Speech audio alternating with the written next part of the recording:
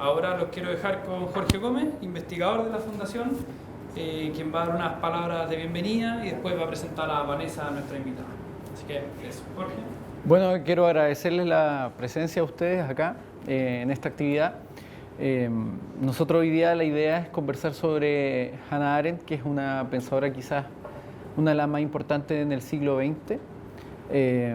La historia de vida de ella es muy interesante porque de alguna u otra forma su propia experiencia la obliga a reflexionar con respecto a la realidad que se vive en el siglo XX y a partir de eso entonces comienza a elaborar una serie de planteamientos donde se propone, entre otras cosas, recuperar al pensamiento político en un entorno donde parece ser que ciertas doctrinas, sobre todo a través de manifestaciones totalitarias, parecen contravenir lo que es lo político. Y para eso viene hoy día Vanessa Kaiser, quien es pensadora y es candidata al doctorado en Ciencia Política y Filosofía de la Universidad Católica. También hace clases en la Universidad Adolfo Ibáñez. De hecho, tienes un ramo o una cátedra específica sobre Arendt y por lo tanto yo creo que ella es la más idónea para que nos explique en su totalidad lo que fue esta pensadora, lo que fue su aporte al pensamiento político y también lo importante que es para el pensamiento político hoy día, para entender también lo que es la política hoy día. Así que démosle un gran aplauso a Vanessa y la bienvenida para poder escuchar.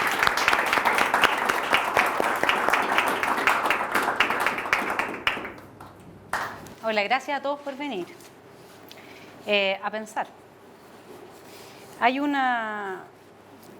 Y gracias por la presentación y por la invitación a toda la Fundación por Progreso.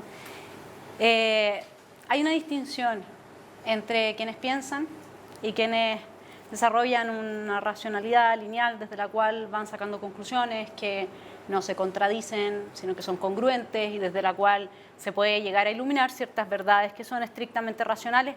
Muchas veces refieren a ciertos aspectos de la realidad, muchas veces no.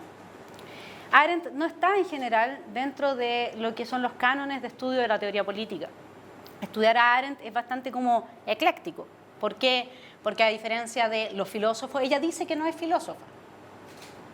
La diferencia está en que el filósofo tiene ese racionamiento lineal, sigue, ¿no es cierto?, el silogismo apodíctico y entonces llega a ciertas conclusiones sobre la base de determinadas premisas, que comprobar o llegar a realmente establecer esas premisas con su carácter de universales y verdades, y esto tiene que ver con las ideologías, por eso estoy partiendo así, porque después vamos a hacer el link de verdades, digamos, irrefutables, ¿no es cierto?, universales, eternas, es muy difícil, siempre. Gran problema de Aristóteles.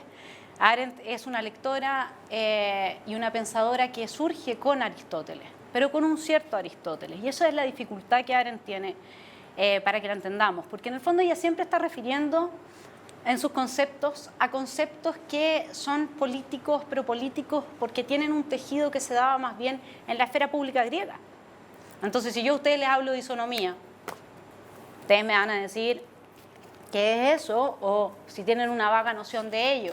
Les voy a plantear, yo siempre preparo cosas y al final nunca las sigo, ¿no? Tengo ese carácter de como darme quizás cuenta de que según cómo van entendiendo, voy llevando, ¿no es cierto?, la discusión o la posibilidad de pensar. Imagínense lo que nos dice aquí Arendt. Arendt nos habla de que los ciudadanos en la antigua Grecia, ¿cierto?, eran igualmente libres. Eso quiere decir que la noción de igualdad y la de libertad no estaban escindidas, ¿sí? No se pensaban distintos. ¿Pero por qué? No porque todos tuvieran los mismos bienes, no porque todos estuviesen, no era una igualdad material, era material solamente en el sentido que efectivamente no estaban condenados a la producción de bienes porque para eso tenían esclavos, ¿sí? Pero no todos eran igual de ricos, había hombres libres que no tenían esclavos.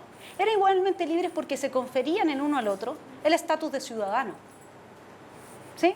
Y ese estatus tiene que ver con derechos, pero derechos que no son formales, como en el mundo de la democracia representativa. Y que eso es muy importante para evaluar cómo Arendt ve las condiciones de posibilidad del advenimiento del totalitarismo. Derechos que se realizan en la esfera de lo público y se realizan desde la acción política, que es donde Arendt dice se vive la experiencia de la libertad. Esa es la libertad para la Arendt en su obra más gruesa, ¿sí?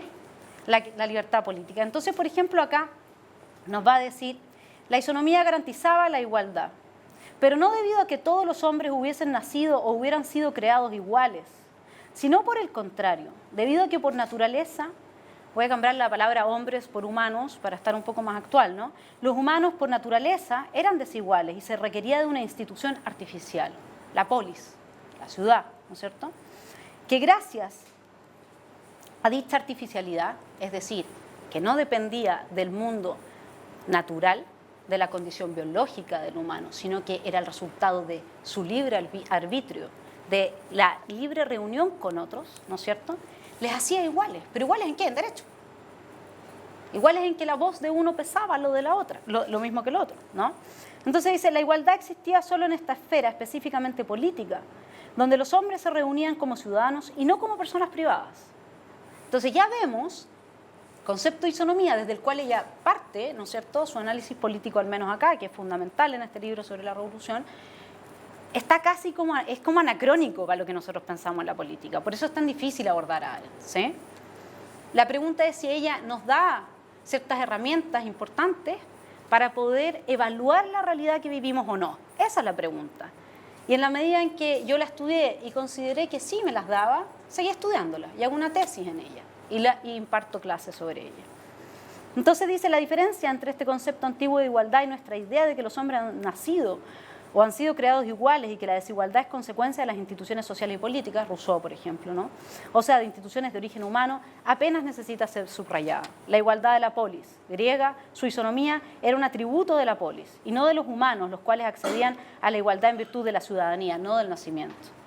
Ni igualdad ni libertad eran concebidas como una cualidad inherente a la naturaleza humana. No estaban dados por naturaleza, no eran desarrollados espontáneamente, eran convencionales y artificiales, producto del esfuerzo humano y cualidades de un mundo hecho por el humano. Bien, entonces, ¿qué tiene que ver todo eso con él?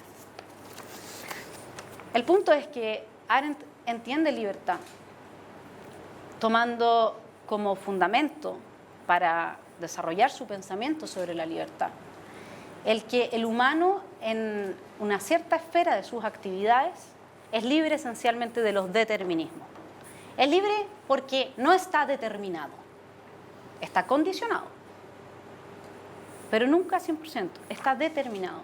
O sea, no está determinado, ¿no es cierto? Entonces, estar determinado significa, por ejemplo, desde las ciencias naturales, que bueno, yo soy un mamífero, que tengo determinadas necesidades biológicas, que entonces vivo bajo el ciclo de labor-consumo, consumo-labor, para mantenerme vivo. ¿Sí? Necesito hacer ciertas cosas porque soy, digamos, tengo estas características biológicas. Arendt se va a ir primero en contra de eso y va a decir que hay una esfera en la cual los humanos son libres de eso. Porque el humano, sin un mundo propiamente humano, solamente construido desde la libertad, es decir, el mundo político, sería el nómade, el que va buscando las hierbitas, las fresas, ¿no es cierto?, cazando, y no tiene un mundo común. Ahí es donde el humano está determinado por su condición biológica. Pero en esta situación, por ejemplo, que estamos acá, que vamos a pensar, que vamos a discutir, que cada uno vino libremente, que cada uno en su pregunta se va a mostrar en sus reflexiones cuáles son sus inquietudes, ¿no es cierto?, y de forma distinta de todos los demás, no hay eso, no hay ese determinismo. Hay el hecho libre de estar, ¿no? Entonces, por eso para ella es tan importante primero hablar de libertad desde el no estar determinado, como nos plantean las ciencias naturales que lo estamos, porque Arendt es una pensadora de su cultura, ¿sí?, por nuestras condiciones biológicas.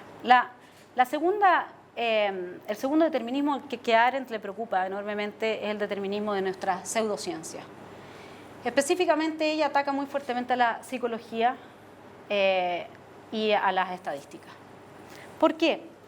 Porque en el fondo lo que ella nos está diciendo es que desde las estadísticas o desde la psicología o desde toda esta pseudociencia, lo que se está planteando es un ideal científico de un humano al cual se le enseña a tener una conducta que le permita ser igual a otros, formar parte de un universo de estudio y por lo tanto lo que se destaca en una cultura que se sitúa desde ese tipo de conocimiento no es la acción de la libertad, no es lo que hace una persona en forma libre de los determinismos, sino que lo que hacemos todos en tanto estamos determinados. Entonces, al respecto, ella va a decir, la cito de La condición humana, de su libro La condición humana, Las leyes estadísticas solo son válidas cuando se trata de grandes números o de largos periodos. Y en el marco por ellas establecido, los actos o acontecimientos, o sea, no la conducta, sino que los actos que están vinculados a la libertad o acontecimientos que de ellos se sigue, solo pueden aparecer estadísticamente como desviaciones o fluctuaciones. La justificación de la estadística radica en que proezas y acontecimientos son raros en la vida cotidiana y en la historia. No obstante, el pleno significado de las relaciones diarias no se revela en la vida cotidiana, sino en hechos no corrientes. De la misma manera que el significado de un periodo histórico solo se muestra en los escasos acontecimientos que lo iluminan. La aplicación de la ley de los grandes números y largos periodos a la política o a la historia significa nada menos que la voluntariosa destrucción de su propia materia, es decir, de las acciones libres, que se hacen en este plano que ella llama es el mundo como artificio, aquel mundo que solamente es resultado de nuestra libre elección, cómo vivimos los unos con los otros, qué tipo de derechos estamos dispuestos a otorgarnos, si vamos a considerar al otro un ciudadano igual o si lo vamos a considerar un ser inferior porque pertenece a la clase burguesa, estoy citando ya los orígenes, o porque es de una raza inferior, ¿no? Eso es decisión humana, eso es resultado de nuestra libertad, ¿sí? En ese mundo humano. En el otro mundo tenemos que ir a buscar fresas y mantener nuestro ciclo vital, ¿sí? Ella hace esa distinción. Aristóteles habla del bios politikos y ella toma muy fuertemente ese concepto. Es una otra vida a la que acceden los que son capaces de libertad, ¿sí? Los que viven en la isonomía. Entonces, por eso es que dice que la aplicación de estos grandes números a la política o a la historia, ¿no es cierto?, que lleva a solamente ver las conductas a lo largo del tiempo de humanos que tienen esas conductas porque están determinados por su condición de mamíferos, que están determinados por su condición de cultural, ¿no es cierto?, donde no se pone el ojo en la acción, en lo que hace, en lo que le da significado a la política, en lo que crea las grandes instituciones, lo que genera los grandes quiebres y las transformaciones, ¿no es cierto? Destruye entonces el tejido de la política de la historia, cuando todo lo que nos importa, dice, no es comportamiento cotidiano o tendencia, es comportamiento cotidiano o tendencias automáticas, y todo lo demás se excluye como falto de importancia. Entonces, el tercer plano desde el cual Arendt nos habla muy fuertemente de la libertad es el que experimentamos justamente solo y exclusivamente, y ahí yo voy a tomar de ella un artículo que tiene en su obra Entre el pasado y el futuro, que es donde se pregunta qué es la libertad, ¿no? Y ella ahí habla específicamente de la libertad en tanto esta acción que es política, y solo puede ser política. Ella no concibe otro tipo de libertad en este plano, ¿no? Y dentro de eso lo que me gustaría introducir es una discusión muy actual, ya que está situada en esta distinción que hace Isaiah Berlin sobre la libertad positiva y la libertad negativa, y que marca muy fuertemente todas las discusiones en teoría política y en el pensamiento. Porque se dice, a diferencia de Arendt, que es más bien siempre va a tomar un concepto, imagínense si ni siquiera separa su concepto de igualdad con el de libertad, porque está hablando de isonomía, pero no está hablando refiriendo a los términos de igualdad que lo entendemos hoy. No tiene nada que ver con eso. De hecho, ella separa todo lo que tenga que ver con ese necesitar mantener el ciclo de vida, que es propio de nuestro determinismo biológico, de la esfera política, donde tiene que imperar la libertad. Por lo tanto, ella le echa la culpa a Marx y dice que Marx es el que integró la categoría de la economía y que subsumió, digamos, la política a las necesidades básicas del humano. Y punto, y redujo la política a eso, ¿no? Y tiene una gran crítica a Marx por eso. De ahí que también Arendt es difícil de comprender, ¿no? Porque hay que hacerse cargo de un tipo de pensamiento que es muy poco conocido, que es como muy nuevo cuando uno lo ve así. O sea, la política no se tiene que tratar de cuántas casas reparto, de cuántos bonos, no. La política tiene otra función para Arendt. Para Arendt la política tiene la función de que solamente en su esfera se realiza la condición de dignidad. Pero de dignidad, de nuevo, no en términos formales y como se entiende hoy. Dignidad es la posibilidad de cada uno de nosotros, desde nuestra singularidad, porque ninguno de nosotros va a nacer un igual de nuevo, ni ha nacido un igual a nosotros de nuevo, ¿sí? Ninguno de nosotros puede ser reemplazado por un otro. El grito de Arendt es, miren, si llevaron a toda esta gente a los campos de concentración, es porque la pérdida de esa gente para el mundo no importaba. porque esa gente no estaba en la esfera política constituyendo desde su perspectiva acciones y siendo conocido por su singularidad. Porque Arendt dice, la condición humana es la de pluralidad. ¿Y qué es pluralidad? Que somos todos iguales, pero solamente en el sentido en que somos todos únicos e irrepetibles. Y el retiro de cada uno de nosotros a nuestras casas, a la mera labor, a ser este animal laborans que habla ella, este animal que solo labora y se mantiene bajo el ciclo labor, consumo, labor, consumo, labor, consumo. Y que ella dice, Marx se equivocó, lo dice así tal cual, no lo estoy diciendo yo por estar acá, lo dice en serio. Porque en la medida en que el humano se liberó de los esfuerzos del trabajo gracias a los avances técnicos, Marx decía que lo que se iba a lograr, y para qué vamos a hablar de un Marcuse, que a mí me encanta, pero tampoco le resultó mucho la predicción, que el humano se iba a dedicar a actividades de las esferas más altas de la posibilidad y de la acción humana. Y Arendt dice, lo que nos comprueba la sociedad de consumo en la que vivimos es que eso no pasó así. Es que el humano solamente aumentó su capacidad de consumo y la tradujo a ya no los bienes necesarios, sino que bienes artificiales, y no se dedicó a otro tipo de actividades. Se quedó en su casa laborando, donde es perfectamente reemplazable por un otro en la medida en que forma parte de una maquinaria mucho más amplia y que su aporte no depende de su singularidad. Entonces, para Arendt, la política tiene por justificación el hecho de que somos todos distintos. Necesitamos hablarnos, dice, porque yo, al hacer un sonido simplemente, como lo hacen los animales, que podría comunicar hambre, sed, pena, dolor, ¿no es cierto? Entonces, el humano tiene algo más que comunicar, que es una identidad radicada en su singularidad. Y por eso usa la palabra. Y desde ahí puede contribuir con su perspectiva a la construcción de un mundo que no está determinado, donde impera la libertad.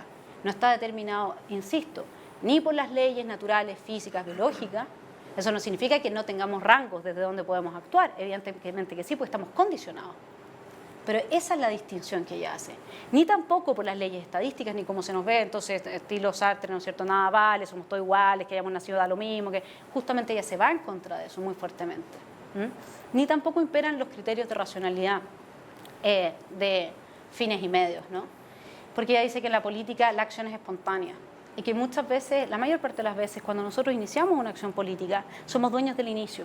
Y lo que va sucediendo después por el propio tejido de la política, que es que no soporta la racionalidad de la ciencia, ni de las predicciones, ni de nada. Yo estudio doctorado en ciencia política, o sea, me puedo dar cuenta de que es muy difícil hacer predicciones, o casi imposible.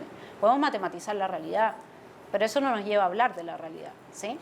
Entonces ella dice, bueno, y de ahí en adelante, la única distinción que yo hago, y en eso es bastante maquiaveliana, entre mi forma de pensar el mundo humano y Heráclito, porque Heráclito dice que el humano nunca se sumerge dos veces en el mismo río, ¿no? Que siempre va cambiando, que todos los asuntos humanos cambian de forma vertiginosa, lo que le molestaba a Platón, lo que le molesta a los tiranos, lo que le molesta a los totalitarios. Todo tiene que ser igual, todo tiene que ser homogéneo, todo tiene que vestirse igual, nada puede destacar. Porque cualquier cosa que destaque, cualquier reunión, cualquier pensamiento distinto es una amenaza, ¿sí? Entonces Arendt dice, lo que yo voy a plantear, y en eso muy cercano a Tito Livio, a los discursos de Tito Livio, es que ese río del que nos habla Heráclito tiene cauces. Los cauces están dados por las instituciones. Y por eso ella se preocupa de la autoridad, de qué pasó con la autoridad en nuestro mundo, qué pasó con la legitimidad de la autoridad, qué pasó con la política. Y por eso trata de repensarla de nuevo. Y de nuevo implica ir entonces a Antigua Grecia. Y desde ahí ella tiene como dos momentos, podríamos decir, en su obra, al tomar su pensamiento sobre la libertad. Primero, ella nos amplía la posibilidad de ver por qué hablar de la libertad es tan difícil. Entonces, al respecto, ella nos dice, en el momento en que reflexionamos sobre un acto que se llevó a cabo con la idea de que nuestro yo es un agente libre, parece que ese acto queda bajo el dominio de dos clases de causalidad. De una parte, la de la motivación interior, que ya va a decir, no puede ser libre, porque la motivación interior siempre es la voluntad. Yo me mando a mí mismo y yo obedezco a mí mismo. Ella lo ve así, ¿sí? Y por otra parte, la del principio de causalidad que gobierna el mundo exterior, con lo que se refiere al determinismo de la ciencia y a este otro determinismo del que hablamos. Entonces dice, la experiencia de la gente libre, al quedar subsumida bajo las categorías causa-efectos propios de la razón, en el momento en que pensamos sobre una situación que vivimos, necesariamente lo traducimos en lenguaje lineal. La experiencia de la libertad se empieza a diluir en la posibilidad que tenemos desde el lenguaje, por la estructura de nuestro pensamiento, de hablar de ella. Porque siempre lo subsumimos en este causa-efecto. Esto pasó por esto, nos llevó a esto, y dice, en la política es imposible. Son tantas las causas que intervienen, son tantas las variables, que es muy difícil pensar sobre la libertad. Este es un primer llamado, aquí está como su tendencia media filosófica, ¿no? Agarrar como el objeto de estudio y decir, ya, a ver, ¿dónde más lo puedo tensionar? Es como un poco así.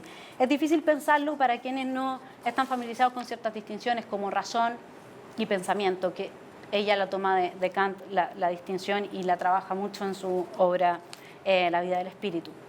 Entonces, la dificultad, dice Arendt, además está dada en la diferencia entre nuestra conciencia, de que nos dicen que somos libres, y nuestro consciente. Que es que, por ejemplo, el mundo humano completo se desarrolla sobre la base de la decisión de muy poca gente, en la cual nosotros no intervenimos lo más mínimo. Entonces, todos esos lindos derechos que nos dicen, que derecho a la libertad, la felicidad, ella lo ve como una mera formalidad. Y además es muy crítica del carácter formal de los derechos, porque obviamente que en la época de las democracias que sucumben al advenimiento de los totalitarismos o que aceptan un régimen como el nazi, se afirmaban estos derechos universales por todos lados y no se realizaban en ninguna parte. Entonces ella es muy crítica de eso y por eso dice, hay además ese problema de la libertad, ¿no es cierto?, de que se nos dice algo, pero al final en la experiencia, al parecer, políticamente al menos no lo estamos viviendo. Entonces, voy a ir al aspecto de cómo ella nos habla específicamente su concepto de política. Ella nos dice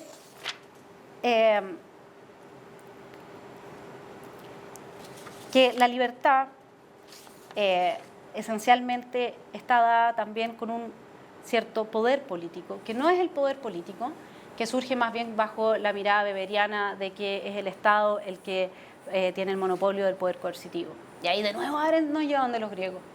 Y nos dice, miren, en la antigua Grecia tenían a los ciudadanos de la polis y a los bárbaros, ¿no es cierto? Los bárbaros. Pero ¿cuál era la distinción entre estos dos pueblos? Fundamental. La distinción es que los ciudadanos de la polis usaban el logos, el lenguaje, en la esfera pública para persuadir al otro de aquello que querían llevar a cabo. El bárbaro usaba la violencia. Se dan cuenta que entonces ella se va muy en contra, ¿no es cierto?, de nuestra concepción de política, no solamente desde la perspectiva de que integra toda aquel determinismo, o sea, se hace cargo, o se hace parte en su tejido de un cierto determinismo biológico, desde la perspectiva de lo que tenemos que dar y que todo se traduce al final en una prebenda detrás de otra, en un bono detrás de otro, en una entrega detrás de otra, y al final se transformó como en el molde de la necesidad biológica, por decirlo así, sino que ella dice es el espacio de la libertad. Y lo otro que a ella le molesta mucho es que nosotros no entendamos que el poder político, y ahí es donde también tiene mucha importancia para poder evaluar su mirada sobre las ideologías y los totalitarismos, el poder político no es almacenable, no es cuántas armas yo tengo en un cajón o en un galpón, por poner una palabra mejor. Ella sigue a Burke en esto, a Edmund Burke, y dice que el poder político resulta de la reunión de los humanos que actúan libremente. Por eso es que todas las tiranías y todos los totalitarismos y todos los regímenes en los cuales se quiere imponer a todos un determinado modo de pensar y una determinada actividad de vida, destruyen la posibilidad de reunión, ¿no es cierto? O sea, el derecho a reunión es uno de los primeros que se cercena de la ciudadanía, ¿sí? Porque ahí es donde surge el poder, en la reunión entre nosotros. Y ahí Arendt va a venir con su mirada inquisidora y va a decir, bien, si el humano hoy día se dedica únicamente a laborar, para laborar yo no requiero de entrar en diálogo con otros humanos. Entonces permanezco en el aislamiento. En la medida en que yo me aíslo, y así, en su radicalidad, vive una persona bajo un régimen totalitario, completamente aislada, sin decir nada de lo que piensa, sin mostrar ninguna característica que la defina como ser humano. En la medida en que vivimos aislados y no nos mostramos frente a otros, dice Arendt, entonces ahí es donde efectivamente lo que sucede es que es imposible el poder político como tal. Si yo no confío en un otro, si yo no me abro y no confío, y no establezco un vínculo con un otro, y así con otros y otros, es imposible generar un movimiento político de cambio, ¿no? Si yo desconfío. Por eso es que todas esas situaciones que alimentan la desconfianza y el miedo entre los humanos están muy radicalizadas en los regímenes totalitarios, al punto que en Alemania, ¿no es cierto?, en la Alemania nazi, los niños de la juventud nazi acusaban a sus papás si hablaban algo en la mesa en contra del régimen, ¿sí? Entonces tú desconfiabas hasta de tu hijo. Y eso te mantiene en un nivel de aislamiento tal que la generación del poder político es imposible. Entonces ahí tenemos otra distinción muy fuerte respecto de lo que hoy día entendemos por poder político, además de que Arendt nos dice, oigan, y espérense, hoy día para lograr algo tenemos medios a nuestra disposición, que son las bombas nucleares. Eso quiere decir que en política ya no son tan importantes los fines, sino que los medios, porque los medios pueden destruir todos los fines. ¿Sí? Entonces ahí hay otra mirada. ¿Se dan cuenta? O sea, la diferencia de si yo les hablara de un filósofo es que yo les podría estructurar un discurso casi con introducción, desarrollo y conclusión. Lo interesante en Arendt, y porque yo digo también que me siento como pensadora, ¿no? Porque me identifico con esta forma de traer una posibilidad de pensar, que es el tránsito, ¿no? Y de ahí que cada uno vaya reconstruyendo de alguna manera qué significa esta autora, qué nos plantea. Pensar no es que yo les dé digerido por mí, digamos, el asunto, ¿sí? Sino que hacerles notar ciertas cosas, como esta concepción de libertad que ella tiene, que es muy, muy particular. Entonces, y la del poder político en esto, ¿no es cierto? Entonces, luego me gustaría como plantear este tema que había introducido brevemente para entrar directamente a los totalitarismos y que me gustaría como dejárselos rebotando, como para que cada uno mientras yo voy hablando vaya así como teniéndolo en cuenta, ¿no? ¿Es así o no?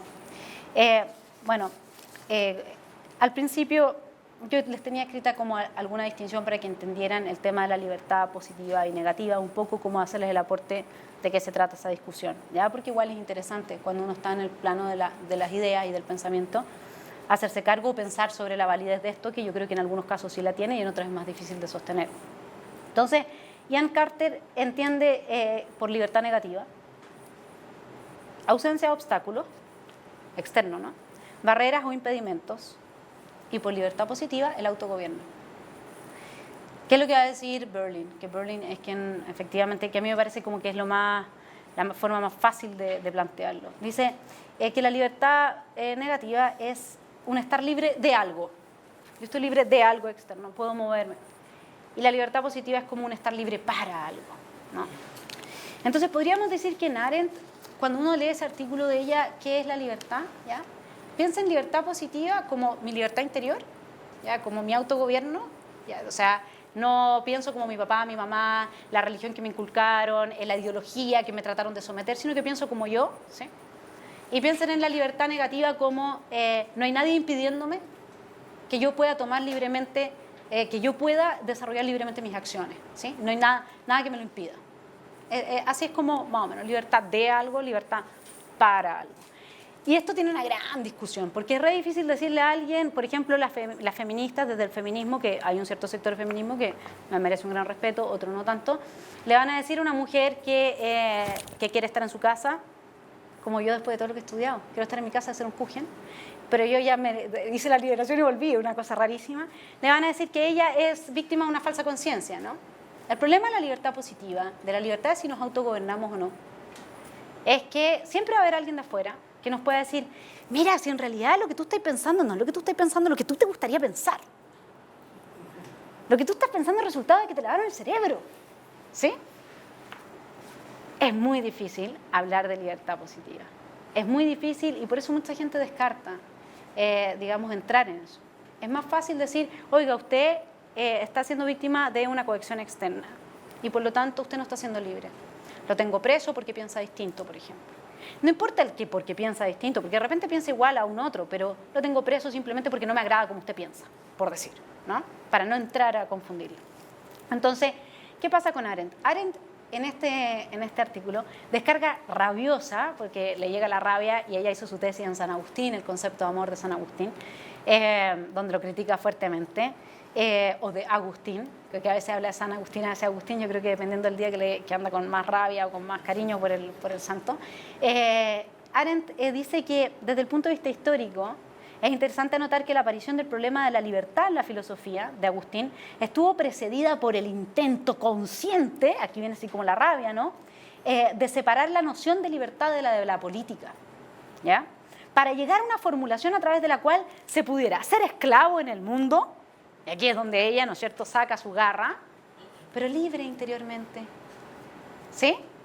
Entonces, por eso es que ella, en este artículo, es tremendamente crítica de hablar de la libertad interior.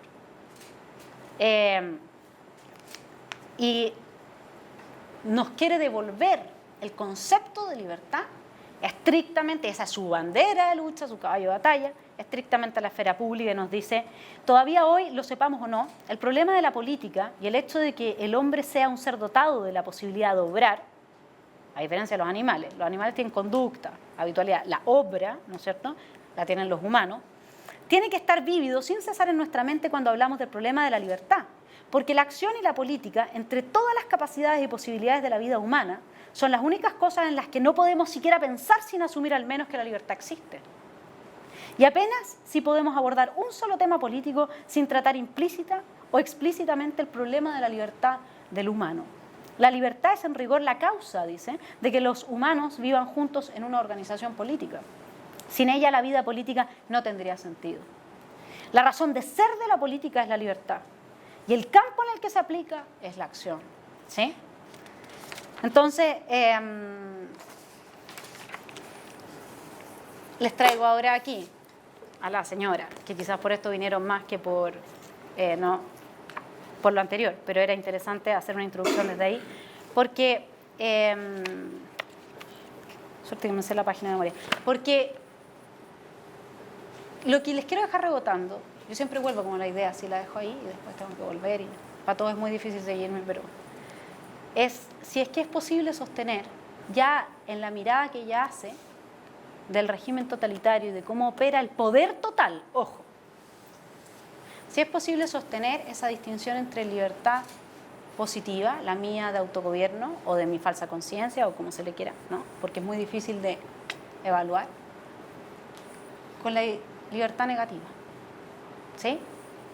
El poder total, ese es nuestro objeto de estudio en esta segunda parte de mi presentación, y después les voy a abrir a las preguntas. ¿Cómo es posible el poder total? ¿Se lleva a cabo? Esa es la pregunta. Si yo a alguien simplemente lo limito en su libertad negativa, en la libertad exterior, la libertad de poder, la libertad de algo, ¿logro sobre esa persona el poder total que caracteriza los totalitarismos? O sea, ese es como el rollo ahora en lo que sigue, ¿no? Les voy a leer por qué es actual esto. Yo hago un curso de Arendt, como decías tú, y hay una estudiante que me dijo, ya, pero lo de los totalitarismos ya no, ya, pues. Y yo dije, ya, bueno, está bien, pero hagamos una cosa, porque igual no estamos leyendo este libro, porque es un poco largo para que lo lean los estudiantes, de ingeniería sobre todo, que no es su tema, obviamente, generalmente, porque los obligan a tomar mi ramo, los pobres, sino que la condición humana, ¿no? Entonces lo que yo le dije, veamos si es que va a ser actual o no, una vez que leamos la condición humana. Pero aquí hay un párrafo que es sobre lo que yo hago mi tesis de ciencia política, que fue, digamos, lo que a mí me prendió como las alarmas y que me lleva a trabajar tantos años encerrada y esclavizada por ella, ¿no? Dice, hay solo algo que parece discernible. Podemos decir que el mal radical ha emergido en relación con un sistema en el que todos los humanos se han tornado igualmente superfluos. Aquí viene un gran concepto. Superfluo, ya se los introduje, pero sin decírselo, es esa condición en la que la distinción entre nosotros, en que nuestra condición humana, de que todos somos iguales en tanto únicos e irrepetibles, es irrelevante en el mundo. Completamente irrelevante, ¿sí? Eso es ser superfluo. Somos todos en N, un número. En la estadística, no sé, ustedes saben mejor, los de la campana Gauss, los que están adentro, ¿ya? No los que están afuera. Entonces, dicen, los manipuladores de este sistema creen en su propia superfluidad. O sea, la misma gente que ejerce, ¿no es cierto?, la ideología totalitaria, cree que es irrelevante, ¿no? Tanto como en la de los demás. Y los asesinos totalitarios son los más peligrosos de todos porque no les preocupa si ellos mismos resultan estar vivos o muertos, ni siquiera si alguna vez vivieron o nunca nacieron. Y aquí viene la parte. El peligro de las fábricas de cadáveres y los pozos del olvido es que hoy, con el aumento de la población y de los desarraigados, constantemente se tornan superfluas masas de personas si seguimos pensando en nuestro mundo en términos utilitarios. Los acontecimientos políticos, sociales y económicos en todas partes se hallan en tácita conspiración con los instrumentos totalitarios concebidos para hacer a los humanos superfluos. La tentación implícita es bien comprendida por el sentido común utilitario de las masas, que en la mayoría de los países se siente demasiado desesperanzadas para retener una parte considerable de su miedo a la muerte. Los nazis y los bolcheviques pueden estar seguros de que sus fábricas de aniquilamiento, que muestran la solución más rápida para el problema de la superpoblación, para el problema de las masas humanas económicamente superfluas y socialmente desarraigadas, pueden muy bien sobrevivir a la caída de los regímenes totalitarios bajo la forma de fuertes tentaciones que surgirán allí donde parezca imposible aliviar la miseria política, social o económica en una forma digna del humano. Ella habla de hombre y yo dije que lo cambio por humano. Bueno, la cosa es que desde ahí, cuando ella nos está diciendo de alguna manera que al parecer podrían volver este tipo de soluciones, claro, a alguien como yo que tiene sensibilidad con esas cosas, se me prende la luz. Y entonces lo que se trata, lo que yo estudio es de ver cuáles eran las condiciones de posibilidad que produjeron el totalitarismo, o que condiciones de posibilidad, ¿no? Necesarias y no suficientes, porque siempre se requiere en el mundo político de una serie de acontecimientos que son espontáneos, que se producen de forma no premeditada, pero necesarias sí, no suficientes. ¿Y de qué modo esas condiciones siguen presentes hoy? Ese es mi tema de estudio. Entonces, cuando ella nos habla de la superfluidad, nos está diciendo que en el fondo lo que hicimos fue destruir la esfera pública.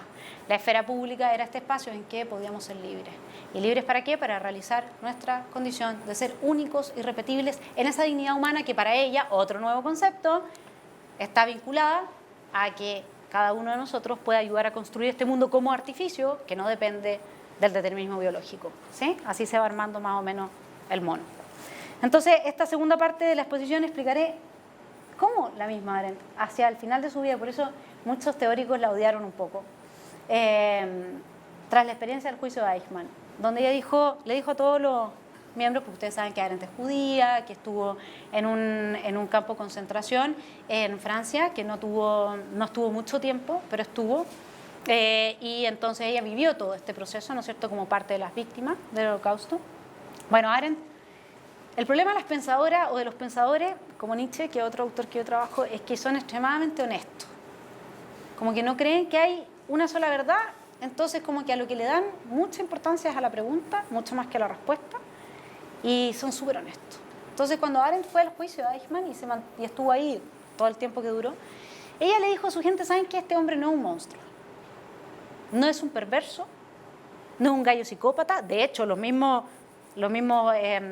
estudios psicológicos que le hicieron mostraban que era un hombre perfectamente normal, que ni siquiera tenía un odio particular en contra de los judíos, sino que más bien una simpatía. Y Eichmann, para quien no sabe, fue el diseñador de la solución final, es decir, de hacer más eficientes los procesos a través de los cuales se permitía una aniquilación mayor de judíos, ¿sí? Bueno, esto le equivalió a Arendt, obviamente, que del destierro de su propia gente.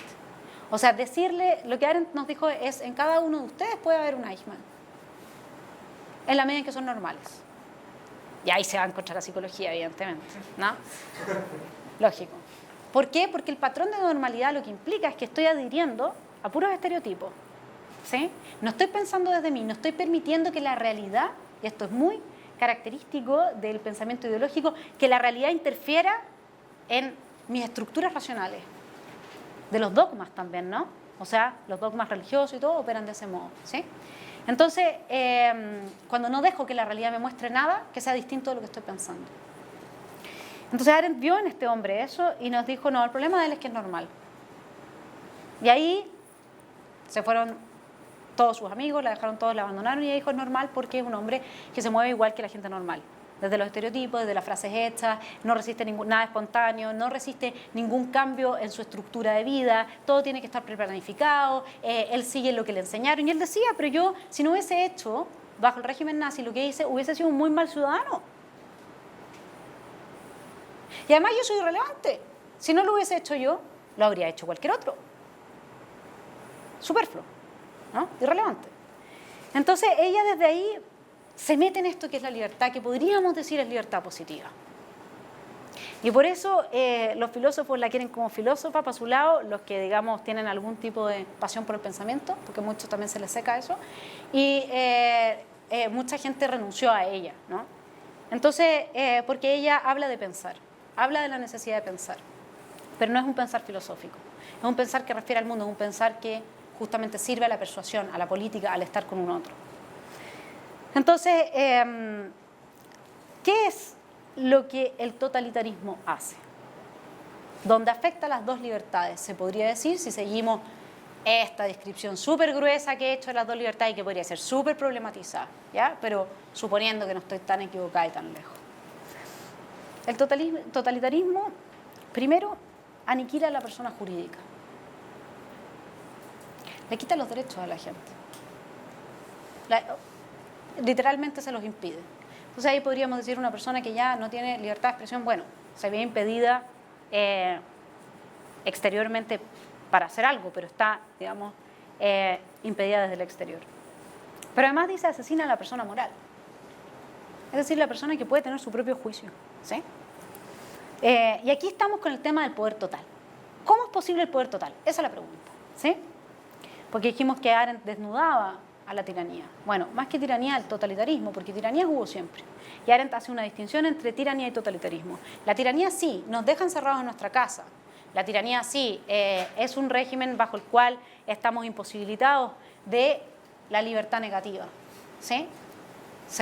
Pero la tiranía no suele ingresar en nuestras mentes al nivel que podemos ver en nuestro padre o madre a un enemigo, porque resulta que está ayudando a una víctima que perteneciente a la clase burguesa.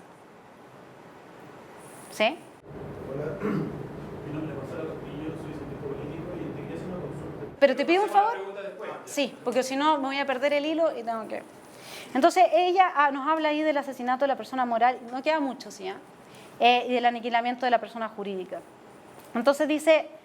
concebiblemente pueden encontrarse algunas leyes de la psicología de masas para explicar por qué millones de seres humanos se dejaron llevar, y esto es lo que ella trata de ver, sin resistencia a las cámaras de gas, aunque estas leyes solo explicarían la destrucción de la individualidad. Destruir la individualidad es destruir la espontaneidad, el poder del humano para comenzar algo nuevo a partir de sus propios recursos, es decir, su libertad, en términos generales, globales, de los dos aspectos, ¿no? Algo que no puede ser explicado sobre la base de reacciones al medio ambiente y los acontecimientos. Solo quedan entonces fantasmales, una vez que nos han destruido nuestra identidad, solo quedan fantasmales marionetas con rostro humano, que se comportan todos como el perro de los experimentos de Pavlov, que reaccionan todas con perfecta seguridad incluso cuando se dirigen hacia su propia muerte y que no hacen más que reaccionar. Este es el verdadero triunfo del sistema. El triunfo de las SS exige que la víctima torturada se deje llevar hasta la trampa sin protestar, que renuncie a sí misma y se abandone hasta el punto de dejar de afirmar su identidad, situada en la persona moral y en la persona jurídica. Y ello no por nada. Los hombres de las SS no desean su derrota gratuitamente por obra del puro sadismo. Saben que el sistema que logra destruir a su víctima antes de que suba al patíbulo es incomparablemente mejor para mantener esclavizado y sometido a todo un pueblo. Entonces ese es el fenómeno de la homogenización que yo trabajo como el mal político, finalmente, ¿no? En que ha sido destruida la individualidad, nuestra condición humana de ser únicos e irrepetibles, ¿no es cierto? Esa condición. Entonces, desde el aspecto político, es decir, de la libertad exterior o negativa, la destrucción de la condición de la pluralidad humana, de este ser únicos e irrepetibles, ¿no es cierto? Del hecho, se lleva a cabo en la destrucción de la dignidad, porque en definitiva nadie puede hacer aportes a nuevas leyes, tradiciones, instituciones. Cada uno tiene que quedar recluido y no participar en lo más mínimo de la toma de decisiones. Poder total, único partido, etcétera, ¿no es cierto? Ello se logra desde la exigencia de adscripción, dice, a una vida laborante en soledad, desde la cual se destruye toda posibilidad del surgimiento del poder político que se oponga a los gobernantes totalitarios y a su partido único. Entonces aquí hablo yo, el fundamento de la destrucción de la libertad política es el humano solitario, inidentificable por los demás miembros de su comunidad. La lógica que impera tras de ello es que la desaparición de un desconocido, y eso lo describe muy bien en ese libro, o de alguien meramente identificado desde su condición de miembro de la especie, sin ningún rasgo que le permita identificar como alguien en particular, no será sentida esa desaparición, esa muerte no será sentida por nadie, ¿sí?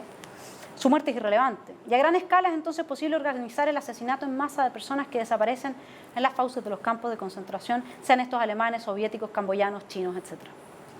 El único modo de impedir que se lleven a cabo dichos asesinatos, entonces, desde Arendt, lo que ella nos propone, bastante un sesgo republicano, como esa participación en la esfera pública, ¿no? En la que somos libres, donde ella sola ahí concibe la posibilidad de ser libre y donde destaca quiénes somos y donde hacemos nuestro aporte al mundo y el mundo no se priva de nosotros y no hay un par de gallos dirigiéndonos y decidiendo por nosotros mientras todos somos irrelevantes. Eso es, dicho en términos muy simples, lo que ella está planteando, ¿no? Ahora, ¿qué es lo que pasa con la libertad? Eso es la libertad en términos negativos. ¿Y qué es lo que pasa con la positiva en este tipo de régimen, ¿no? Está dada en una camisa de fuerza que impone la ideología hasta lograr, en palabras de Hitler, que 10.000 hombres tengan la faz de uno solo. La eliminación, dice Arendt, consistente de la convicción como motivo para la acción, que yo esté convencida de algo para actuar, se convirtió en asunto corriente desde las grandes purgas en la Unión Soviética y en los países satélites. El propósito de la educación totalitaria, miren cómo lo es, nunca ha sido inculcar convicciones, sino destruir toda capacidad para formar alguna. Entonces la cuestión va un poco más allá, ¿no? Como ya yo lo planteé con anterioridad, ¿no es cierto? Los regímenes totalitarios, para ejercer el poder total, necesitan de humanos que estén aislados, para evitar la reunión entre ellos y el surgimiento del poder político, pero además con el fin de destruir la confianza entre nosotros y en el mundo en el que vivimos. Es entonces el momento de destruir finalmente todo tipo de libertad interior o positiva, puesto que, como sucede a las masas laborantes actualmente, dice Arendt, el frío razonamiento y el poderoso tentáculo de la dialéctica que se apoderan de uno como una garra parecen como el último asidero de un mundo donde nadie es fiable y en donde no puede confiarse en nada. Esta íntima coacción, cuyo único contenido estriba en la estricta evitación de contradicciones, es la que parece confirmar la identidad de un hombre al margen de todas sus relaciones con los demás. Y es que la única capacidad de la mente humana que no precisa ni del sí mismo, ni de yo pensando, ni de yo en el mundo, ni de yo aquí con ustedes, ni del otro, ni del mundo para funcionar con seguridad, y que es independiente de la experiencia, como lo es el pensamiento, que depende, como del pensamiento, es la capacidad de razonamiento, cuya premisa es evidente por sí misma. La premisa de los bolcheviques es, bueno, que hay una clase que está destinada a perecer. Hay que ayudar la ley de la historia para que entonces venga luego la utopía, bla, bla, bla. La premisa de los nazis, la premisa desde la cual surge toda la lógica de esta idea, bajo la cual se subsume la capacidad de pensar de la gente, es, bueno, hay una raza superior, las otras son inferiores, vamos, tienen que sucumbir, ¿sí? Entonces ayudémoslo para que se cumpla la ley de la historia. Eso es más o menos muy resumido, ¿sí? Entonces, dice Arendt, las normas elementales de la evidencia convincente, la verdad de que 2 y 2 son 4, no pueden ser pervertidas ni siquiera por las condiciones de la soledad absoluta. Esta es la única verdad fidedigna en la que pueden apoyarse los seres humanos una vez que han perdido toda garantía mutua. Lo que los hombres necesitan para experimentar y vivir y conocer su camino en un mundo común, que es nuestra garantía mutua. Que yo hablo, no voy a ser agredida, ustedes preguntan, van a tener su espacio, garantías mutuas, ¿sí? Pero esta verdad, dice Arendt, se halla vacía, o más bien no es una verdad en absoluto, porque no revela nada, que 2 más 2 son 4. Que la ideología que parte de una premisa que además es falsa, ¿no es cierto? Y se mantiene dentro de esa dinámica y nos lleva a actuar, no está revelando nada. Arendt nos dice, en realidad lo que las ideologías querían hacer fue cambiar la naturaleza misma del ser humano, aunque ella no habla de naturaleza, es decir, cambiar el hecho que somos diversos, nuestra condición. Y lo único que lograron fue destruirnos. No logran nada más que eso, ¿no? Los rasgos característicos de la ideología, y con esto termino, para que entiendan cómo opera esta destrucción de la libertad interior y por qué, desde mi perspectiva, la distinción puede ser muy útil para tener y sostener cierto tipo de discusiones, pero no es un buen prisma para evaluar el ejercicio del poder total. El ejercicio del poder total tiene que situarse también dentro del individuo y de forma, digamos, sistemática y destruyendo sus facultades, ¿sí? Entonces, el primer rasgo, aquí hice una selección porque son varios, característicos de la ideología, es pretender conocer todos los misterios del proceso histórico, los secretos del pasado, las complejidades del presente, las incertidumbres del futuro, merced la lógica inherente a sus respectivas ideas. Las ideologías reivindican su carácter científico, ¿no es cierto? O sea, son como pseudociencias de alguna manera, en el poder que afirman tener de una explicación total del pasado, el presente y el futuro, lo que es, lo que ha llegado a ser y lo que perece. Segundo punto, las ideologías no se interesan nunca en el milagro de la existencia, en el carácter singular de un hecho o un ser humano. Ahí le llega a las estadísticas fuertes. Y todos estos estudios en que nos reducen a un miembro más de un universo de estudios, ¿no? Para una ideología, la historia no aparece a la luz de una idea, lo que implicaría que la historia pudiera ser contemplada subespecie de alguna eternidad ideal, que en sí misma está más allá del movimiento histórico, como si hubiese un otro mundo sobre nuestro mundo que ordena nuestro mundo, ¿sí? Sino como algo que puede ser calculado por ella. O sea, la historia puede ser calculado por la ideología, puede ser calculada, ¿sí? Lo que hace encajar a la idea en su nuevo papel es su propia lógica, es decir, un movimiento que es consecuencia de la misma idea y que no necesita de ningún factor exterior para ponerse en marcha. El racismo es la creencia de que existe un movimiento inherente a la misma idea de raza, que es propio de la historia, que sigue esa dinámica y que por eso se desarrolla, ¿sí? El pensamiento ideológico, este es el cuarto punto, hay 5 puntos y termino, hay un punto más y termino, ya que tiene el poder de explicarlo todo, se torna independiente de toda experiencia singular. O sea, una persona que afirma que todo lo, qué sé yo, estoy tratando de no pisarle a nadie los callos, ¿qué puedo decir? Una persona que afirma que toda la gente religiosa carece de la posibilidad de pensar, por ejemplo, por decirlo, o que todos los miembros de la iglesia están corruptos, por decirlo. Es una persona que no va, cuando se encuentre con alguien que es miembro de la iglesia o que es religioso, lo va a mirar así. Y aunque esa persona sí piense, aunque esa persona sí sea, o lo que sea, porque estoy tomando como ya un poco lo que se ha desatado hoy en día con las discusiones, ¿no es cierto? No lo va a aceptar. O una persona que piensa que una mujer, por ser mujer, es tonta y carece de ciertas facultades, como le pasa a gran parte de los filósofos de la tradición. ¿Sí? No, aunque se presente una mujer inteligente, no lo va a tomar. O con una feminista que piensa que entonces... Y así, ¿no es cierto? Ese es el rasgo característico de la ideología. No requiere del mundo, no acepta del mundo ningún tipo de información, no se modifica con nada, se sostiene por su pura lógica y porque no se contradice y porque es congruente. Punto. ¿Sí? Entonces, como tiene el poder de explicarlo todo, la ideología se torna independiente de la experiencia singular basada en los 5 sentidos. Por eso el pensamiento ideológico se emancipa de la realidad e insiste en una realidad más verdadera, oculta tras todas las cosas perceptibles como si fuesen leyes de la naturaleza que ninguna voluntad humana, determinismo, fuese capaz de quebrar. Ausencia de libertad. ¿Sí? El pensamiento ideológico, último punto, ordena los hechos en un procedimiento absolutamente lógico que comienza en una premisa axiomáticamente aceptada, ya lo expliqué, la necesidad de que perezca la clase burguesa o las razas inferiores, deduciendo todo a partir de ahí. Es decir, procede con una consistencia que no existe, dice Arendt, en ningún ámbito de la realidad. En ninguna parte hay una consistencia como esa. ¿Sí?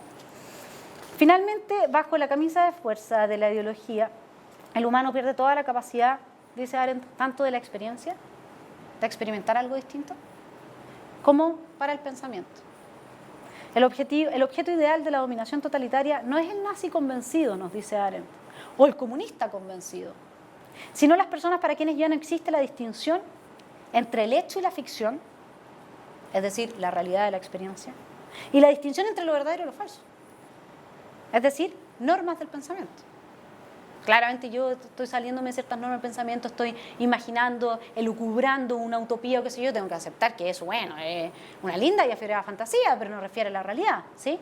Cuando yo digo, no, eso es la realidad y mira, aquí hay una fuerza así como del tipo mágica que la van a llevar a cabo, bueno, ya no estoy distinguiendo, ¿sí? No estoy haciendo una distinción. En suma, el fenómeno del totalitarismo, desde mi punto de vista, no puede ser comprendido sin la destrucción total de la libertad. Los que se quedan con una de las dos no me lo van a explicar, a mí al menos, ¿no? Yo, en mi perspectiva. Una libertad que no resiste hasta entonces estas distinciones racionales entre positiva y negativa, puesto que cuando se destruye a la persona moral, se despoja de valor a la persona jurídica. ¿Qué me importa a mí que Eichmann haya tenido derechos como ciudadano? Él ya no era persona moral. Él ya no era capaz de pensar, él no distinguía entre el bien y el mal, entre lo verdadero y lo falso, nada. ¿Sí? Desde el momento en que nuestra capacidad de pensar libremente es destruida por la lógica de una idea, impidiendo nuestra experiencia de libertad en el mundo, y las posibilidades de pensarla en ausencia de toda camisa de fuerza, se han establecido entonces las condiciones para la construcción de los campos de concentración y los pozos del olvido, en que una parte importante de la población es asesinada sin conmoción alguna de aquella otra parte del mundo que conserva la vida. Y aquí hablo yo, no como conclusión. No importa si los motivos se han inspirado, como en el pasado, a la pertenencia a la clase burguesa o a la encarnación de una raza inferior, o como dice Arendt, podría suceder en el futuro a una parte de la población económicamente improductiva. Mientras no existan las condiciones para la realización de esta singularidad, de esta dignidad, que es que cada uno de nosotros aporte desde sí. Ese es como el mensaje, su bandera, que yo también la tomo muy cercana, ¿no? Que cada uno no se sienta depositario en esa conciencia de derechos formales, sino que los realice. Corremos el peligro, entonces, y ahí vuelvo a lo que les leí, de retornar a las soluciones totalitarias, que siempre son determinadas por una pequeña élite en exclusión de todos aquellos que evidentemente cumplen con su condición de animales laborantes, subsumidos bajo el ciclo del consumo-labor para mantener la vida nada más, y son fácilmente entonces aniquilables y reemplazables por otros miembros de la misma especie. En la medida en que somos reducidos a esa condición, al ser meros miembros de una especie, claro, eso es en el fondo lo que está denunciando ella, nos aniquilan muy fácilmente. Y eso es lo que les traje.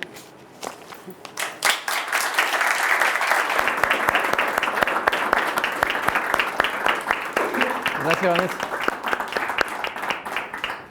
Antes de comenzar el espacio de preguntas, a mí me gustaría hacer una pregunta. Voy a tomar la atribución. Sin duda, Arendt es una pensadora bastante compleja que exige leerla y releerla y analizarla de distintos puntos de vista. Y ella invita a pensar. Y en ese sentido, ella invita a pensar en el contexto en el que uno vive y se desenvuelve, en el que uno existe finalmente. Mi pregunta apunta a eso, porque obviamente tú la has estudiado mucho más de lo que yo la he estudiado. Entonces, mi pregunta apunta a cómo debemos pensar hoy día en nuestro entorno, en este país que se llama Chile y lo que se está desarrollando, que a veces parece ser, y hace mucho sentido con lo que tú planteas. Hay una noción en que parece ser que la dignidad particular de las personas, en tanto única e irrepetible, parece no ser tan importante, y que hay otros sustratos que están muy ligados más con criterios ideológicos que parecen ser lo supremo, y hay una élite que parece que sugiere impulsar. Desde tu punto de vista, tanto como estudiosa de Arendt y también entendiendo lo que ella plantea, ¿cómo deberíamos pensar ese entorno hoy día nosotros? Comenzando por pensar en que pensar en lo que hacemos, como ella dice, en la condición humana, en que lo que es el humano está condicionado en el mundo en el que crea, también por las cosas que crea. Cada vez que creamos una ley, nos condicionamos como ser humano. Cuando creamos un objeto, un auto, Entonces, empezar por pensar y por problematizar, desarrollar juicio crítico, y resolver ese gran problema, yo creo que pasa por ahí. O sea, desde mi punto de vista, bueno, quizá tengo un sesgo. Pero pasa porque, en el fondo, cuando uno observa que este es un país en el que una persona plantea ideas súper diferentes de los demás, las agresiones son impresionantes. La rabia que hay es increíble. Cuando yo he observado eso, en casos muy lejanos a mí, lo que me ha llamado la atención es que no hay, por ejemplo, ningún tipo de consideración de isonomía. De que quien está hablando y planteando, oye, mientras obviamente que no estemos llamando a atentar en contra de la vida del otro, porque yo creo que todo tiene sus límites, ¿sí? Pero cuando hay alguien que está planteando, mira, en realidad yo considero que, y quiebra todos los esquemas, lo que en este país sucede es que esa persona se somete a un escarnio público en que tenemos dos opciones. O esa persona quiebra con esas dinámicas, ¿no es cierto? Y se empodera, se fortalece y siente a su país como un enemigo, al fin y al cabo, de alguna manera, ¿sí? Lo cual es súper injusto, porque está haciendo su aporte. Este es un país que no resiste aportes desde otro lugar. Este es un país que no resiste esa es mi sensación. No resiste la diversidad. O sea, yo siempre doy este ejemplo a mis alumnos y sé que a muchos les piso, digamos, los callos con eso, pero yo estoy hecha para eso un poco. Y les digo, vayan a la salida de Puerto Montt y vean las poblaciones que se hicieron por la salmonera, ¿sí? Para la gente. Son todas casitas chiquititas que son hechas de forma muy eficiente, ¿no es cierto?, para darles una vivienda digna, para que tengan, digamos, ya, pero son todas igualitas, ¿cierto? Homogeneidad. Vayan a la de esa. No valen 13 o 20 palos, valen 300, 400 y tenemos homogeneidad igual. Somos como un país como muy de que nos sentimos cómodos con lo igual, pero lo igual que no es igualdad, es homogeneidad. Esa es la distinción que yo hago, ¿me entiendes? Entonces, lo que yo creo que este país necesita es cultura cívica, pero no una cultura cívica que es producto de una inducción así como ahora haremos de nuestros miembros buenos ciudadanos para que aprendan a respetarse y que sea así como, oh, yo tengo que tolerar, yo tengo que respetar, porque eso es lo que indican las normas de la buena conducta. Porque es como eso lo que impera en nosotros. No, es ver en lo que está entregando la otra persona un valor. Y yo eso no lo veo. Yo veo que la gente se enoja. Se enoja cuando dice algo distinto, cuando se va en contra de lo que el otro pensaba. ¿Y por qué uno tiene que ser depositario de ese enojo? Es rabia sublimada que tiene que ver con otros factores, con otras situaciones, y que no somos capaces de contener a la hora de ver a un otro, sea este un mendigo, porque el problema de la discusión, perdón, con esto termino, para mí, de la tal discusión tan feroz de la igualdad económica en el país, de que todos tengan más o menos, ya como a veces demasiado exacerbado, tiene que ver, para mí, con que las personas se sienten como iguales cuando tengo el mismo auto. Hay como algo que no funciona, ¿no? En cambio, si yo veo a una persona que, teniendo yo muchos recursos, no sé si vieron en la película En busca de la felicidad, véanla si que no la han visto, sobre una persona de escasos recursos en Estados Unidos que es ayudada por una persona que lo ve como un igual. Los recursos no te... Hay países en los que no te distinguen. En Alemania no te distinguen si cuánta plata tienes en el bolsillo para ver si puedo... Eres un interlocutor válido. Puedo estar súper equivocada, pero es mi percepción, ¿ya? De que en este país eso importa mucho. Y por eso tenemos tan situada ahí la discusión. Y que si nosotros nos sintiésemos con lo que tenemos como un interlocutor válido, aunque yo no tenga nada, mucho, y el otro menos, y el otro un poco más, y nos tratásemos como iguales en ese sentido de isonomía, que dice Arendt, igualmente libres, por lo tanto tu opinión vale lo mismo que la mía, sería mucho menos grave todo esto. Y yo creo que ahí sí se podría dar, bueno, yo al final sí pienso mucho más en términos de la cultura, que en términos como que yo te pudiera hacer una herramienta política, porque una herramienta política a mí lo que en una estructura, yo soy muy realista, entonces yo entiendo las estructuras como se mueven en este país, te diría que un acuerdo de las élites sería importante para... Y ahí entraríamos como ya en un otro análisis que nos sacaría de Arendt. Bueno, ahora abrimos el espacio de preguntas. Levanten la mano y piden. Que usen el micrófono no se escucha, sino que es para las cámaras. Así que... Pero tu voz se escucha fuerte igual. Hola, como te decía, mi nombre es Gonzalo Castillo, soy cientista político y te lo quería ver una consulta respecto desde el punto de vista historiográfico. Siempre se habla del caso tanto alemán del periodo nazi como del periodo soviético, pero hay otros casos que podrían ser menores en cantidad, pero que también fueron bien dañinos. Me refiero al caso del apartheid en Sudáfrica, donde ahí tú tienes no sé si podríamos llamarlo totalitarismo o tiranía. O sea, desde mi punto de vista, si yo lo veo desde el punto de vista científico-político, podría caer en el totalitarismo porque la propaganda del miedo que se hacía desde que a los blancos, los colonos blancos iban a llegar, los negros los iban a matar, los iban a violar y le iban a quemar la casa, era tan potente que la gente ya terminaba creyéndose eso, y el Boer ya dejó de ser, no sé, Herfan no sé qué, para pasar a ser el Boer, disculpando la palabra, cagado de susto. O sea, hay otros periodos más, o sea, como bien te decía, en menor cantidad, pero igual de nefasto. O sea, lo que tú planteas es súper atingente, porque si tú, o sea, estás totalmente en la línea, porque si tú ves, el totalitarismo acá empieza desde esta página, desde acá, ya, un poquito antes, y todo lo anterior es imperialismo. Entonces, justo está en la línea de lo que tú estás planteando. O sea, toda la primera parte de este libro vincula una cierta cultura que se va estructurando mentalmente desde el imperialismo que conduce al totalitarismo. Y ojo, también, si tú analizas el apartheid en sí, tiene muchos elementos comunes con el nazismo, pero a diferencia del nazismo, el nazismo que era un programa ateo, el apartheid tenía por así decirlo, un ingrediente religioso, donde los mismos colonos blancos se decían que eran los judíos colonizando, que estaban no sé, pues, en el Éxodo, o llegando a la tierra prometida. Entonces eso igual también influye, y qué es lo que pasó después a partir del año 48 con Israel también, que era el pueblo elegido regresando a la Tierra Santa. Dicho sea de paso que es divertido porque la mayoría de los sionistas se dicen ateos. Claro, lo que pasa es que al final hay distintos dioses, por eso yo estudio harto a Nietzsche, porque como que hay como ídolos que reemplazan a dioses.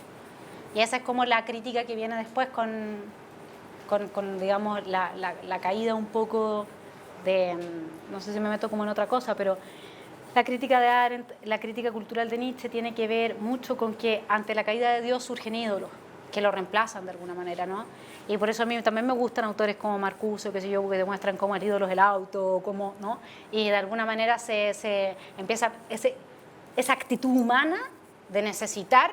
Yo puedo decir, soy ateo en tal. El otro día un abogado muy importante me decía, oye, está lleno de amigos míos que son ateos, pero creen en las brujas, creen en los espíritus, creen... Entonces yo le decía, ya está bien, pero es que eso no significa negar, ser ateo no significa negar el mundo metafísico, por una parte. Y por otra parte, es la actitud, es un hábito humano, ¿no? Y ahí es donde uno tendría que, desde ya una volada del pensamiento que uno podría desarrollar después, voy a tener que reencarnarme para tantas cosas que necesito hacer. Uno podría preguntarse, bueno, ¿qué es más nefasto? ¿Qué tipo de Dios es más nefasto? Gracias por la pregunta.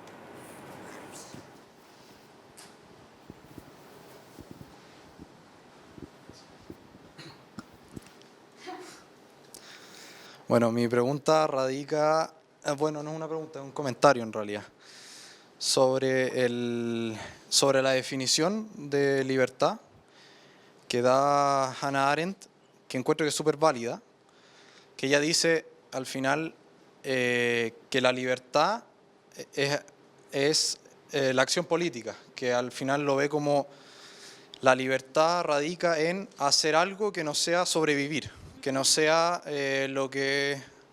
sobrevivir, trabajar para sobrevivir, o hacer lo que la naturaleza dicta. Y en ese sentido,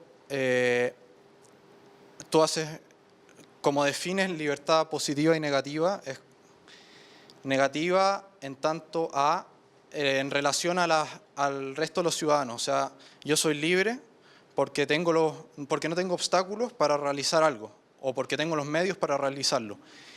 Y libertad positiva en tanto libre de lo que es lo biológico. Yo soy libre de la biología, de lo que me determina. Porque al final no, pero acá la libertad positiva es, yo soy libre de autogobernarme, es esa libertad interior. Claro, pero es autogobernarme, ¿por qué? Porque estamos condicionados a ciertas cosas. Y si es que tú realizas solamente lo que te condiciona, no eres libre. Pero acuérdate de que en el fondo, en el concepto de libertad yo hablé de dos determinismos. Y el problema es que ese segundo determinismo, que no es el biológico, que no es el de las ciencias naturales, es el que está operando con mayor fuerza sobre la libertad positiva, que tiene que ver con, en el caso de la ideología, el determinismo que se instala desde la propia producción de cultura que hace el humano. ¿Cachai? Ese es el determinismo que termina diluyendo, en el caso radical del totalitarismo, donde sí se podría observar claramente una libertad positiva que está completamente castrada.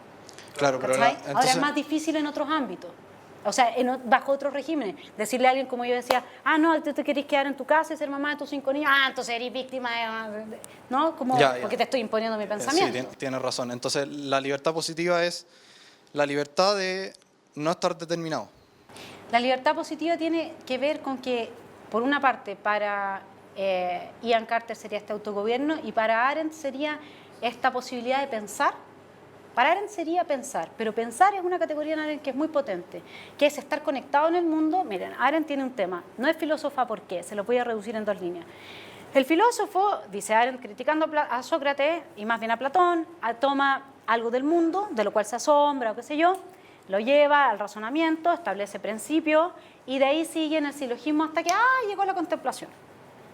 Entonces, el final del camino filosófico es la contemplación, es la salida del mundo, es la observación pura de las ideas, es la observación del motor inmóvil en Aristóteles, la de las ideas en Platón, da lo mismo, ¿sí? Entonces, ¿por qué critica al filósofo? Porque dice el filósofo, igual que el cristianismo, que está sosteniendo esta cuestión de que podemos ser esclavos del mundo, pero somos súper libres interiormente, porque estamos conectados con Dios y con eso fomentamos la esclavitud, la destrucción de nuestra libertad en el mundo, qué sé yo. Ese filósofo es súper criticado por él porque también se lleva, al igual que el cristianismo, ella lo dice así, no lo estoy diciendo, al humano del mundo, ¿sí? Y con eso, el abandono del humano del mundo genera ese tipo de destrucción y termina en esto. Entonces ella lo que plantea como pensadora es, yo no voy a hacer lo que hace el filósofo, yo voy a pensar sobre la realidad, me cindo el 2 en 1, porque para pensar yo conmigo sola tengo que ser 2. Oye, Vanessa, pero ¿a ti te parece que no? Porque en realidad, ¿ven? Somos 2 en 1. Y luego yo vuelvo con eso a la realidad. Y con ese destruir toda la experiencia que tuve, reconstruirla según y vuelvo y la contrasto nuevamente. Y así aporto y recibo, y estoy siempre en el mundo, no abandono. En Arendt, si tuviésemos que hablar de una libertad positiva, sería esa la gran crítica a la ideología, es que hace entonces lo mismo que el cristianismo, lo mismo que la filosofía. En un hábito como lo que hablábamos ahí, de ese hábito de generar ídolos, ¿no es cierto? Aquí habría otro hábito, que es el hábito que desde la razón y en este afán racionalista, ¿no es cierto?, de llegar hasta las ideas puras, las esencias o lo que sea, abandonamos el mundo. Ya, pero mi comentario iba a que encuentro que es válido esa distinción entre esa definición de libertad positiva y negativa, aunque estoy en desacuerdo porque encuentro que se pierde riqueza de lo que es definir la libertad. Porque al hacer eso se pierde lo siguiente. ¿Cuál es el problema que yo veo con esa definición?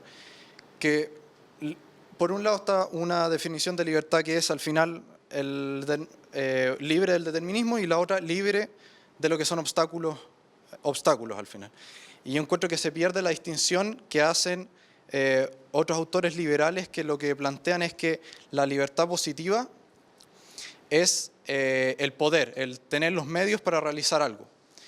Y la libertad negativa es que nadie te quite el poder hacerlo.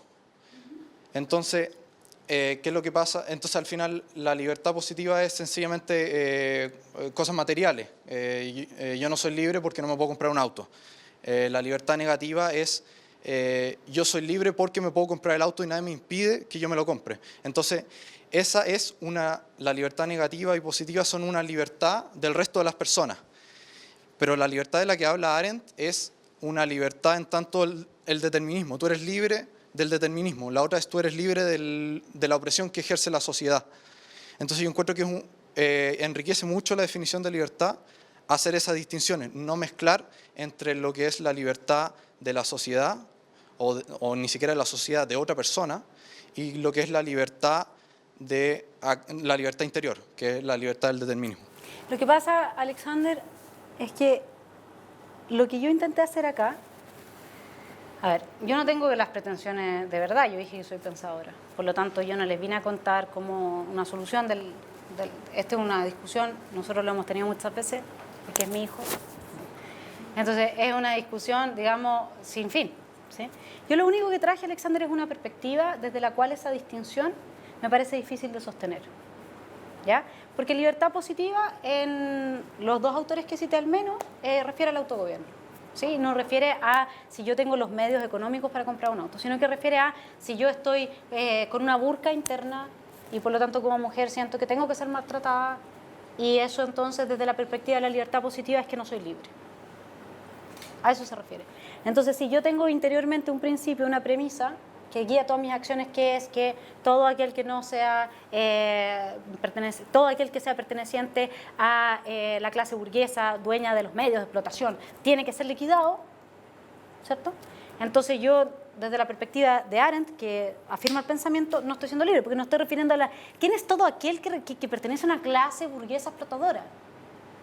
está siendo definido por un otro y ahí desaparece toda su distinción. ¿Acaso un señor, no los voy a mencionar para no generar problemas, pero los distintos señores que tienen empresa y qué sé yo, son todos iguales? ¿Son todos los podéis tirar bajo una...?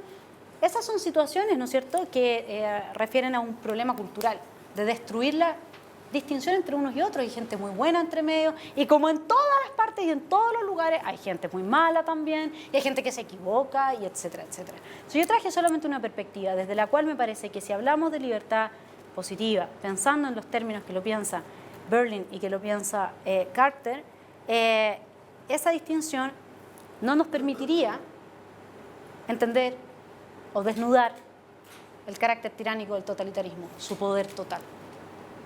Y habría que hacerse cargo de un concepto de libertad que no esté escindido. Y dije desde un principio que para analizar quizás desde otros puntos de vista, otros objetos de estudio, la distinción sí sea válida. ¿Sí? Bueno, estamos en la hora. Pero ella tenemos que dejar. Pero vamos a seguir porque es una conversando mujer. afuera, porque les quiero agradecer a todos ustedes por haber venido y los quiero invitar a que nos comamos, hay unos kuchen por ahí, veo algunas cosas ricas y que nos No comamos lo hice yo, sí. y podamos seguir conversando con Vanessa. Así que ahora les quiero pedir un aplauso para Vanessa.